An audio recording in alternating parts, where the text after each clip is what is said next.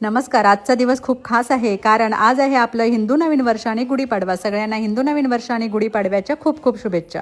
सकाळी लवकर उठून सर्वात आधी देवाची पूजा केली, घरात सुंदर अशी रांगोळी काढली आणि सणाची खरी सुरुवात झाली. नंतर आम्ही गेलो बाजारात फुलं आणण्यासाठी, कारण गुढी सजवण्यासाठी आणि घर सजण्यासाठी फुलांचा खूप महत्त्वाचा भाग असतो. घरी परत आल्यानंतर स्वयंपाकाला सुरुवात केली. खास सणासाठी आज बनवायची होती पुरणपोळी. त्यानंतर आम्ही सगळ्यांनी मिळून गुढी सजवायला घेतली. गुढी सजवायला खूप मजा येते आणि कोकणात खूप उंच उंच गुढ्या उभारल्या जातात, पण आम्हाला ह्यावर्षी एवढी उंच गुढी मिळाली नाही, म्हणजे आम्हाला तशी काठी मिळाली नाही.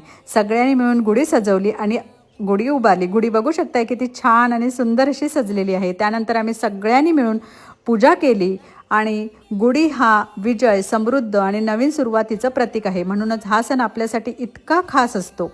आम्हाला खूप छान वाटलं, कारण मी खूप वर्षांनी इंडियामध्ये होती गुढीपाडव्यासाठी आणि शेवटी कोकणातील परंपरेप्रमाणे आम्ही सगळे एकत्र बसून केळीच्या पानावर जेवण घातलं. सण असो किंवा कोणताही मोठा दिवस, कोकणात सगळे मिळून एकत्र बसून जेवण करण्याची ही सुंदर पद्धत आजही जपली जाते.